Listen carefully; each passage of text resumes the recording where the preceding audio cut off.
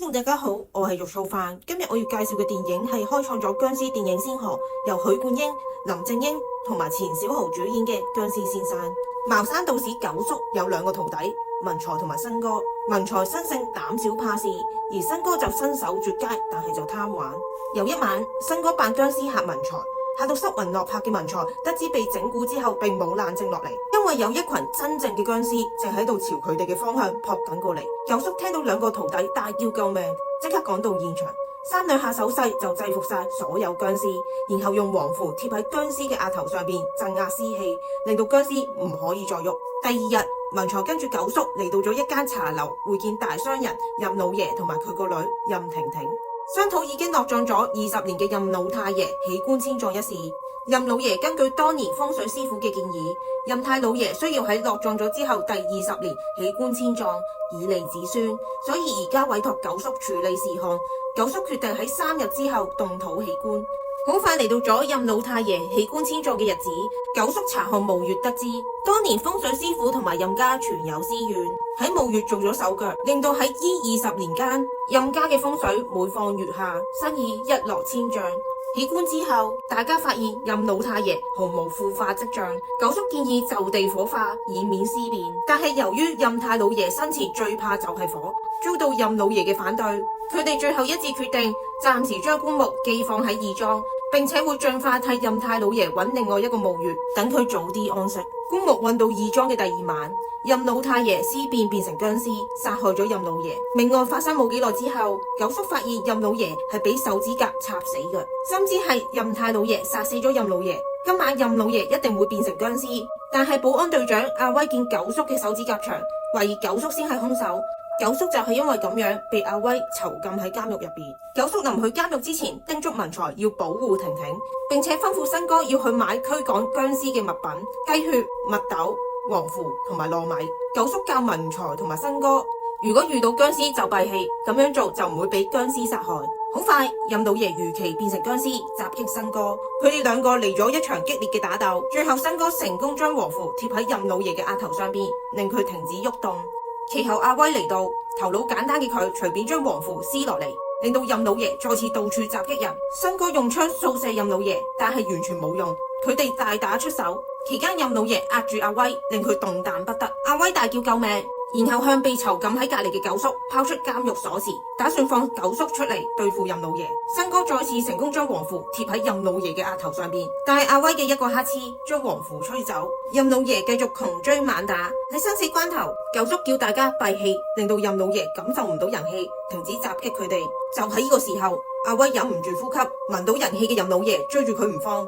九叔同埋新哥兩人合力，利用墨斗同埋木劍將任老爺消滅。被救嘅阿威終於相信九叔係無辜嘅，並且決定合作消滅任太老爺。喺另外一面，文財一直喺任府保護婷婷。突然間，任太老爺殺到上門，文財即刻關上大門，但係任太老爺2、3下手勢就推倒大門，朝住文財同埋婷婷一蹦一跳。文財同埋婷婷匿喺衣櫃入邊，並且閉住氣，令到任太老爺唔知道佢哋嘅位置。文財最終忍唔住呼吸，佢喺緊急關頭插咗2支棉花棒入任太老爺嘅鼻哥窿入邊，令到佢聞唔到人氣。可惜嘅係，冇幾耐之後，2支棉花棒就俾任太老爺整跌咗。任太老爺繼續朝住文財一蹦一跳。九叔同埋新哥及時趕到，打算用墨斗消滅任太老爺，但係任太老爺嘅力量非凡，九叔、新哥同埋文財3人合力都按壓唔住佢。九叔用墨斗做咗一個陷阱，以為可以解決任太老爺，但係任太老爺唔單止力量非凡，實力亦都非同凡響。中咗陷阱嘅佢仲行得走得，而且趁機會逃跑咗。啱啱文財同任太老爺搏鬥期間，唔小心被任太老爺咬傷咗。如果唔及時治療嘅話，文財會即將變成僵屍。九叔吩咐新哥去買糯米，用嚟俾文財散屍毒。新哥嚟到咗雜貨鋪，由於太多人買糯米驅走僵屍，雜貨店老闆生怕糯米唔夠賣，於是趁新哥唔留意嘅時候，叫阿仔混雜粘米賣俾新哥。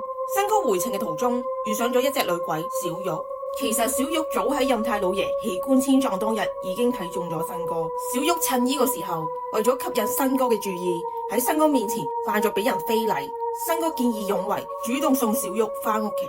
小玉想以身相許報答新哥。新哥本來係拒絕佢嘅，打算轉身就走。點知個天突然間落起大雨，新哥只可以留喺小玉屋企入邊飲咗杯酒暖下身體。但係新哥飲咗杯酒之後就俾小玉迷惑，並且出現幻覺。去完雜貨鋪嘅第二日清晨，新哥終於翻嚟啦。九叔質問佢點解咁耐先翻嚟，新哥話琴日落大雨，揾咗一間屋避咗成日雨。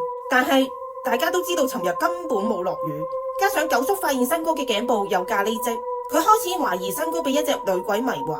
當晚九叔偷偷地跟蹤新哥嚟到咗小玉嘅屋企，小玉靠近新哥嘅嗰一刻突然間被彈飛。原來九叔一早就趁新哥瞓覺嘅時候喺佢身上畫咗一道符，用作驅鬼之用。小玉發現咗九叔嘅作為，佢先催眠咗新哥，然後同九叔一決高下。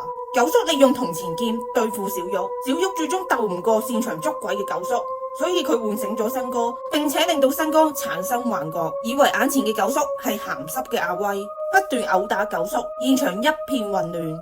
小玉趁機會偷走，佢嘅屋企亦都隨之變得一片狼藉。新哥喺呢個時候先醒覺係俾女鬼迷住咗。文財仲私毒，新哥被鬼迷，佢哋兩個人受到九叔嘅責罵。九叔決定要收拾小玉，佢深知小玉一定會嚟佢哋嘅屋企揾新哥，於是用繩綁住新哥，唔俾佢走動，然後喺大門面前等候小玉嘅出現。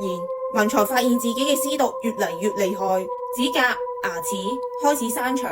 好快，小玉如大家所料揾新哥。喺屋外邊，九叔用盡千方百計去對付小玉，而喺屋入邊，新哥叫文財為佢鬆綁，打算去救小玉。但係呢個時候，私毒上身嘅文財想咬新哥，被捆綁嘅新哥大叫救命，忙住捉鬼嘅九叔冇理會新哥。小玉偷睇屋入邊嘅情況，發現新哥身陷險境，佢即刻飛入屋內為新哥鬆綁。九叔跟住小玉嚟到咗屋入邊，呢個時候嘅佢先發現文財已經私毒上身。九叔一邊忙住捉鬼，一邊被文財糾纏。九叔用道士長袍蓋住小玉，令到佢動彈不得。就喺九叔準備出手之際，新哥替小玉求情，請求佢唔好消滅小玉。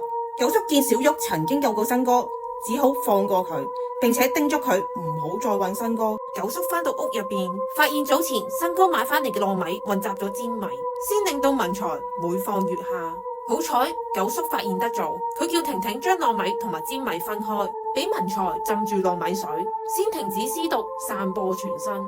一個挑戰緊接着另外一個挑戰，阿威匆忙咁話俾九叔聽，話任太老爺喺村口出現，準備殺到上門啦。九叔叫大家將糯米撒到門前，然後佢跟咗阿威出去村口嗰度睇一睇，發現一具屍體嘅頸部有任太老爺嘅牙印。九叔即刻命令阿威嘅手下將呢具屍體燒咗。喺屋守候嘅文財聽到有敲門聲，以為九叔翻咗嚟，打算上前開門，點知係任太老爺。佢一下子將大門踢爛，向住文財嘅方向急速前進。新哥同埋婷婷即刻將屋入邊嘅另外一道門閂埋。就喺呢個緊急關頭，九叔翻咗嚟，佢見到任太老爺踩到糯米嘅黑色腳印，立即叫所有人都留喺屋入邊，將所有門窗閂埋。而佢同新哥就喺周圍揾任太老爺。喺屋入邊嘅文財突然間醒起，天窗冇閂埋，可惜已經太遲啦。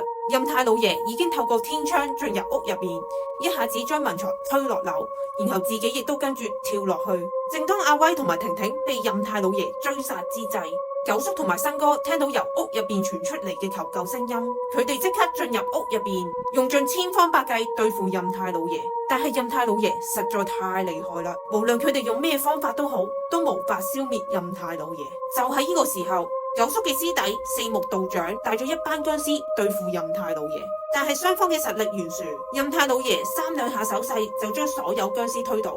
九叔、新哥同四目道長三人合力，用火攻對付任太老爺。任太老爺喺火團入邊掙扎，最後灰飛煙滅。電影就此結束。